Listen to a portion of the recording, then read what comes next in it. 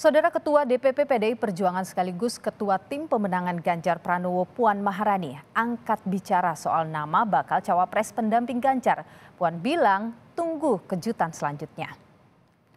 Penegasan itu disampaikan Puan saat berkeliling Solo Safari bersama Wali Kota Solo yang juga adalah putra sulung Jokowi, Gibran Rakabuming Raka. Puan meminta semua pihak bersabar karena PDI Perjuangan masih menimbang sosok terbaik dari sejumlah nama. Puan pun menyebut berbagai strategi mungkin dilakukan, termasuk di menit-menit terakhir atau last minute pendaftaran Capres-Cawapres.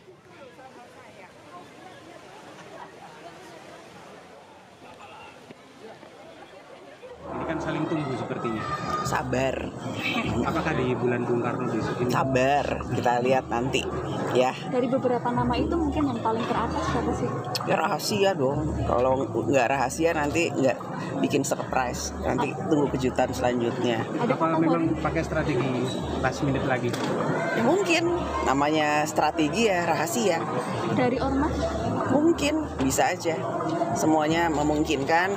Namanya masih banyak dan kita sedang melihat mana yang terbaik. Sementara saudara Partai Gerindra menilai wacana duet Prabowo Ganjar atau Ganjar Prabowo akan menimbulkan kerumitan antar partai. Sebab Gerindra dan PDIP telah mendeklarasikan bakal calon presiden masing-masing. Gerindra minta para pendukung saling menghormati keputusan partai dalam mendeklarasikan capres. Sekjen Gerindra Ahmad Muzani bilang jika tidak menjadi besan setidaknya antara Gerindra dan PDI Perjuangan harus menjadi tetangga yang baik. Kan Pak Prabowo sudah dideklarasikan calon presiden oleh Partai Gerindra, Mas Ganjar sudah dideklarasikan sebagai calon presiden oleh Ibu Mega dan PDI Perjuangan. Nah kalau ini diduetkan, terus menjelaskan masing-masing kepada partai yang mengusungkannya bagaimana? Ini ada komplikasi dan ada kerutan dan ada kerumitan dalam persoalan itu. Dalam survei Litbang Kompas yang dirilis pekan lalu juga memotret siapa tokoh yang dinilai publik paling layak maju jadi cawapres. Dari survei tatap muka kepada 1.200 responden, terbaca tren keterpilihan tokoh yang layak menjadi cawapres ada 5 nama teratas, yakni Sandiaga Uno dengan elektabilitas 11,8%, Ridwan Kamil 9,3%, dan yang menarik saudara ada nama baca pres yang juga dinilai cocok sebagai cawapres. Ini Ganjar Pranowo dengan elektabilitas 5,2% dan Anies Baswedan 4,8%. Sementara di posisi kelima ada AHY dengan 4,1%. Ketika 3 bakal capres saling bertarung meningkatkan elektabilitas, koalisi Pilpres yang sudah terbentuk belum mendeklarasikan siapa cawapres yang akan diusung. Benarkah ada strategi saling tunggu hingga saat-saat batas akhir pendaftaran? Kita akan bahas hal ini bersama dengan Direktur Eksekutif Poltreking Indonesia, Hanta Yuda. Bung Hanta, selamat petang. Terima kasih sudah bersama Kompas Petang. Selamat petang, Nilu. Ya. Sama-sama, terima kasih. Ya, sambil menunggu siapa cawapresnya, kalau kita lihat antara tahun 2019 dan juga sekarang, apa yang membedakan? Tentu saja berbeda, karena 2019 adalah pemilu di mana ada incumbent. Dan incumbentnya bernama Pak Jokowi memiliki angka psikologis yang relatif cukup tinggi, sama dengan 2009 Pak SBY. Angkanya cukup tinggi, bahkan SBY pada saat itu di atas 60%, sehingga lebih leluasa Nilu untuk menentukan siapa cawapresnya, tidak begitu determinan posisi cawapres. Sementara 2024, 2014 dan 2004 Pilpres periode pertama di mana tanpa incumbent, maka faktor atau variabel cawapres menjadi penting. Apalagi sekarang selain tidak ada angka yang menjulang satu orang di antara capres, yang kedua di antara 3 capres yang potensial kuat ini sangat kompetitif. Dari berbagai macam survei, misalnya Prabowo dan Ganjar tidak bisa disimpulkan siapa yang lebih unggul. Mereka tertinggi tetapi saling salib yang jaraknya di margin of error. Kemudian disusul dengan Anies Baswedan. Ketiganya punya peluang, karena itulah perbedaannya tadi menyebabkan posisi cawapres sangat penting dan menentukan. Keliru menentukan cawapres bisa menjadi blunder politik, bagian dari awal kekalahan. Sebaliknya kalau tepat memilih cawapres bisa menyolidkan bangun koalisi sekaligus menjadi potensi untuk menang. Oke, tapi kalau Anda melihat bagi ketiga bakal calon presiden ini yang paling aman, mereka memilih dari struktur partai atau di luar dari itu misalnya? Tergantung kebutuhan berbeda ya. Kalau Mas Ganjar sudah didukung oleh PD Perjuangan, tanpa berkoalisi pun sudah selesai. Sebenarnya bisa diusung. Kuncinya memang ada di Ibu Mega. Bagaimana Ibu Mega merestui siapa, memilih siapa. Kalau Ganjar Pranowo. Tapi faktor kemenangan juga perlu diperhatikan dari sisi Ganjar. Jadi kandidasi sudah selesai. Dari eleksinya, soal winning di electionnya yang perlu diperhatikan. Nah, kalau dari sisi Prabowo dan Anies Baswedan, ini dua variabel yang juga penting diperhatikan titik keseimbangannya. Antara mencari si cawapres yang memiliki pemegang boarding pass, tiket partai, atau juga mengimbanginya dengan seorang cawapres yang kontributif secara elektoral, pemilik elektabilitas. Nah, dua hal ini yang harus dipegang. Nah, kalau sekedar menjadi capres dan cawapres, Nilu, sudah selesai. Pak Prabowo dengan Caimin tinggal deklarasikan, Mas Anies dengan AHY, Mas AHY sudah dideklarasi sudah bisa. Tetapi menurut saya tidak cukup menjadi kandidat, tapi mereka juga harus mengkalkulasi potensi kemenangan.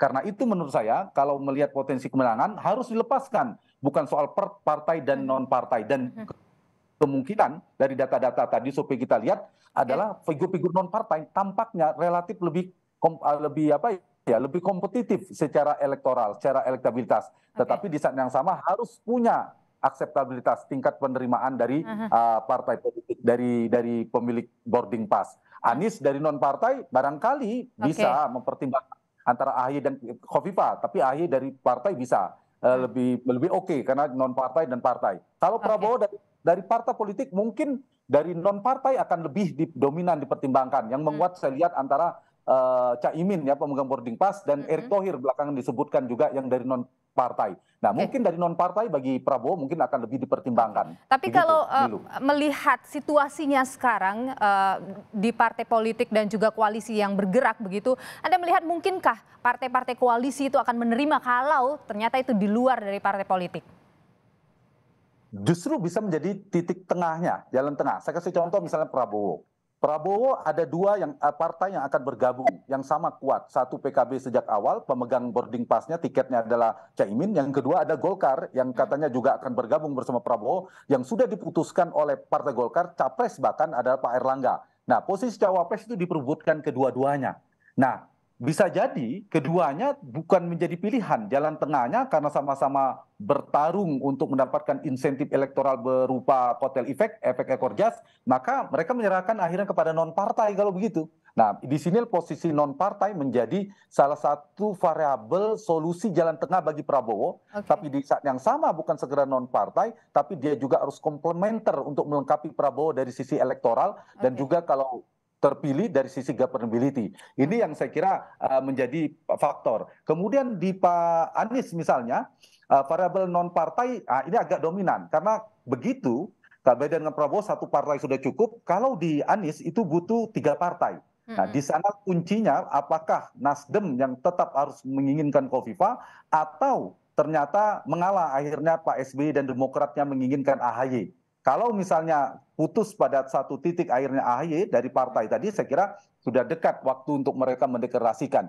Sementara Ganjar Pranowo mungkin lebih leluasa dari figur-figur non-partai. Tidak melakukan tambahan tiket. Ada nama misalnya ada Sandiaga Uno, Erick Thohir, disebutkan di sana ada Pak Mahfud MD, yang juga seniornya NU, belakangan ada Pak Nazaruddin Umar, dan lain sebagainya. Oke, Bu Hanta, apakah sekarang ini kalau kita bicara sosok cawapres itu lebih cenderung mungkin akan mampu membantu mendongkrak elektabilitas itu dari sosok muda atau religius? Tergantung pada ukuran dari sisi ini ya, data elektoralnya dan profil si capresnya. Keduanya penting. Misalnya dari sisi Pak Prabowo yang beliau adalah tokoh senior, maka untuk menyasar pemilih muda, milenial itu menjadi penting bagi seorang Prabowo ketimbang Ganjar dan Anies Baswedan. Nah, Anies misalnya kelompok religius dia cukup kuat misalnya di kelompok Islamis perkotaan Meskipun bisa mencari dari sisi tokoh nasionalis, tapi juga dari basis Islamis tradisionalis seperti NU. Jadi ini tergantung kebutuhannya. Yang sifatnya komplementer. Kalau saya ditanya apakah dua-duanya penting, penting kedua-duanya. Yang penting dia melengkapi. Misalnya Pak Prabowo sudah militer, wakilnya jangan militer dong, berarti harus sipil. Pak Ganjar dan Pak Anies bisa dua opsi, sipil atau militer. Kalau dia sudah merepresentasikan kelompok religius, dia diperkuat dengan kelompok nasionalis. Kalau sekarang, kalau kita lihat Ganjar dan Prabowo itu sama-sama merepresentasikan kekuatan nasionalis, maka perlu dipertimbangkan dari cawapres yang punya basis religius. Artinya paling tidak dia berjejaring dengan organisasi keagamaan misalnya begitu. Baik, Bung Hanta Yuda, ada sejumlah nama yang kemudian sering disebut ya, misalnya Erick Thohir, kemudian Sandiaga Uno, Ridwan Kamil. Potensinya Anda lihat bagaimana? Dari elektabilitas saya setuju mereka ada nama-nama yang potensial yang akan saya kira dibidik oleh para capres-capres itu. Dari nama, bahkan nama yang disebut oleh Nilu adalah nama-nama yang disebutkan oleh Pak Jokowi kan, namanya Erick Thohir, Sandiaga Uno, Ridwan Kamil dan seterusnya, Pak Mahfud. Nah ini saya kira saya jawab pertanyaan yang tadi pertama saya disampaikan tadi, yaitu apakah ada bedanya 2014, 2024 mendatang. 2024 ini faktor elektabilitas penting, maka nama-nama yang tadi disebutkan saya kira akan dibidik, akan dipertimbangkan.